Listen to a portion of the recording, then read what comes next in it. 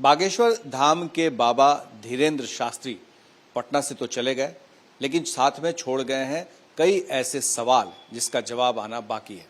खासतौर से आरजेडी के वरिष्ठ नेता शिवानंद तिवारी ने तो चेतावनी तक दे डाली है, और वो किसी और को नहीं बल्कि नीतीश कुमार और लालू यादव को। हमारे साथ हैं आरजेडी के प्रवक्ता नीरज जी। नीरज जी, ये जो शिवानंद तिवारी जी ने लेख लिखा है जिसमें उन्होंने सीधे तौर पे कहा है कि आप लोग संविधान रटते रह जाएंगे और बाबा एक झटके में 5 करोड़ लोगों को अपने पक्ष में, और ये वोट जो है आपसे खिसक रहे हैं। माननीय शिवानंद तिवारी जी जो पार्टी के राष्ट्रीय प्रवक्ता है, उन्होंने जो धार्मिक मदान्धता है उसके उस दौर में जिन सवालों को बुनियादी रूप से सामाजिक विषमता का खड़ा करना चाहिए, वह सवाल प्रासंगिक है, इसके यथार्थ का उन्होंने चित्रण किया है। और निश्चित रूप से एक बड़ी चुनौती है कि जिस ढंग से आम जो नई पीढ़ी के लोग हैं, जिस तरीके से धर्म एक व्यक्तिगत चीज है, लेकिन राजनीतिक आवरण जिस ढंग से डाला जा रहा है, यह निश्चित रूप से समाज के लिए, देश के लिए और संविधान के लिए भी चुनौती है, संवैधानिक प्रावधानों के लिए भी चुनौती है। अब इन चुनौतियों के बीच कैसे मुकाबला होगा, इसकी कारगर प्रणाली की जरूरत उन्होंने महसूस की है, जो हमको लगता है गौरतलब है। आपको लगता है कि एक बार फिर से धर्म को लेकर जिस तरह की राजनीति हो रही है 2024 से पहले, तो ये काफ़ी नुकसान पहुंचा सकता है, क्योंकि अयोध्या में भी मंदिर निर्माण का अनावरण होना है, फिर बाबा का इस तरह से पूरे बिहार में न सिर्फ इस बार बल्कि अब अगला कार्यक्रम भी घोषित हो गया है, तो इससे कितना नुकसान आप लोग को होगा? देखिए, धार्मिक प्रतीकों का इस्तेमाल करने का 2 पक्ष है। एक तरफ माननीय सर्वोच्च न्यायालय के निर्देश के बावजूद, धर्म और राजनीति पर टिप्पणी किए जाने के बावजूद केंद्र सरकार लगातार उसका इस्तेमाल कर रही है, जो केंद्र में बैठी हुकूमत है। अभी कर्नाटका में बजरंगबली का इस्तेमाल हुआ। अब इसका वैकल्पिक मार्ग क्या होगा, यह तो एक चुनौती के रूप में निश्चित रूप से 2024 के लिए और 2025 के लिए है। अब अगला सवाल ये उठ रहा है कि मुंगेर में जो वहाँ के सांसद हैं, जो आपकी पार्टी के राष्ट्रीय अध्यक्ष ललन जी हैं, उन्होंने एक मीट और चावल की पार्टी की थी। करीब 50,000 बताया जा रहा है कि लोग वहाँ आए। उस पर 2 बातें सामने आई। एक, बीजेपी का ये आरोप है कि उसमें दारू भी परोसा गया था, और दूसरा कि उस इलाके के सारे कुत्ते जो हैं वो गायब हो गए। देखिए, भारतीय जनता पार्टी भाषाई विकृति का शिकार हो गया है। इस रूप में मैं इसको चिन्हित करता हूं कि माननीय ललन बाबू के साथ भोज खाने का 2019 के चुनाव के बाद ये तथाकथित सनातनी जो हैं, भारतीय जनता पार्टी के तथाकथित हिंदू जो हैं, इन लोगों ने भी सर्वग्राही किया, खूब मन से खाए, वो बाढ़ से लेकर करके मुंगेर तक के।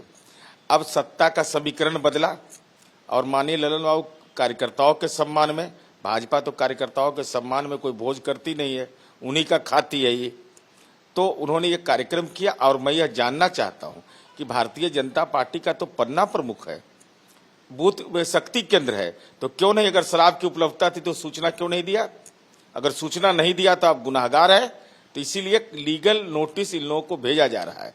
और जिस ढंग की भाषा बोल रहे हैं, ये तो भारतीय जनता पार्टी की संस्कृति हो सकती है कि सनातन धर्म की बात कह करके जहां मीट, मछली, प्याज, लहसुन वर्जित है, वहां बाबा के मंच पर ही मंचासीन होने में इन लोगों को न धर्म की आत्मा पर कोई हमला नजर आता है, न खुद आत्मावलोकन करते हैं। और ये लोग तो ये भी कह रहे हैं कि जो मटन बना था वो झटका था या फिर जबे किया हुआ था। भाई तो क्या है इसका मतलब? तो मैं तो वही जानना चाहता हूं। तो ये लोग तो टोपी पर भी सवाल उठा रहे थे। राजनाथ सिंह किसका टोपी पहने हुए थे? सुशील मोदी किसका टोपी पहने हुए हैं? रविशंकर प्रसाद किसका पहने हुए हैं? रविशंकर प्रसाद के घर में होली मिलन में मटन का भोज हुआ, तो वो क्या किए थे आप? भाई, आप मूल विषय यह है कि आप मांसाहारी हैं कि नहीं? भाजपा के नेता लोग आप कैसे खाते हैं, सोच रहा बताइए ना। आप तो सनातन पंथी हैं, आप तो प्याज लहसुन भी आपको नहीं खाना चाहिए, चंदन टिक्का दंड लगाना चाहिए आपको। तो कोई सब परिपाटी पूरा कर रहे हैं कि नहीं? बाकी तो लोग खाए हैं, उनको एहसास है। विपक्ष के नेता तो ये भी कह रहे हैं कि उस इलाके से कुत्ते गायब हो गए। उनको तो लीगल नोटिस जा रहा है, उनको लीगल नोटिस जा रहा है, विपक्ष के नेता को भी। और कानून के जकड़न में ही सब फंसने वाले हैं। जो कानूनी प्रावधान है उसके तहत आपने मानहानि किया, क्रिमिनल केस ही है, और उसकी नोटिस जनता दल उनको भेज रहा है। तो कहीं ऐसा तो नहीं कि जैसे राहुल गांधी के खिलाफ में मानहानि का मुकदमा हुआ और उनकी सदस्यता चली गई, तो कहीं इस मामले में भी तो इस तरह से आप नहीं जाएंगे? तो माननीय सर्वोच्च न्यायालय का निर्देश है कि जो भी एमपी एमएलए पर मुकदमा होगा वो स्पीडी ट्रायल होगा, उसका एमएलए में एमपी कोर्ट में होगा। जब कोर्ट में होगा तो तथ्यों के साथ रहेगा, तो खतरा तो बड़ा नजर आता है। भाषाई अगर आपने विकृति फैल गई है तो कानून उसका इलाज जरूर करेगा। एक और अभी हाल में देखा गया है कि जो आपका बेस वोट है जेडीयू का, कोयरी कुर्मी का, जिसको लव कुश की जोड़ी कहते हैं, उसमें बीजेपी सेंधमारी कर रही है।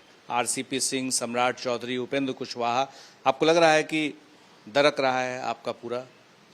देखिए, भारतीय जनता पार्टी एक प्रयास कर रही है और भारतीय जनता पार्टी तो त्याग, तपस्या, बलिदान की पार्टी है। ये जात उत का नाम नहीं लेता है, जात उत से तो बहुत ऊपर है। ये लोग पेड़ के नीचे तपस्या करता है।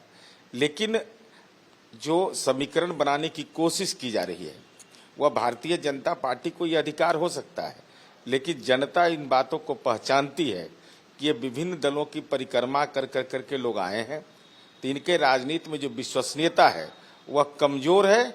और लोगों को इस बात का एहसास है कि माननीय नीतीश कुमार जी ने ही इस सामाजिक समूह को हिस्सेदारी दिया, और वे वैसे लोग हैं जो सम्राट अशोक को भाषाई अपमानित करने वाला का पद्मश्री वापस लेने की बात कर रहे थे, आज उनके साथ खड़े हैं। तो सम्राट अशोक को जो अपना पुरोधा मानेगा वो इनके साथ कैसे जाएगा?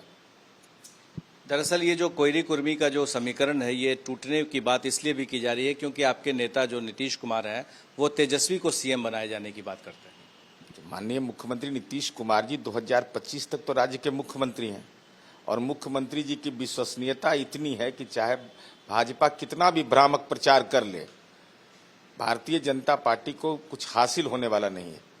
महागठबंधन इंटैक्ट है, महागठबंधन के नेतृत्व में सरकार चल रही है। आपने सुना कि किस तरह से नीरज जी सारी बातों को, चाहे वो शिवानंद तिवारी हो या फिर बीजेपी के नेता हो, उसको डिफेंड कर रहे हैं। पर सवाल फिर वही है कि कहीं बाबा के कंधे पर बंदूक रख के उसका इस्तेमाल तो नहीं हो रहा है? क्या इसका नुकसान महागठबंधन को बिहार में देखने को मिलेगा? ये तमाम सवाल हैं जिसका जवाब आता रहेगा। हमारे सहयोगी विशाल के साथ प्रकाश कुमार, एबीपी न्यूज़, पटना।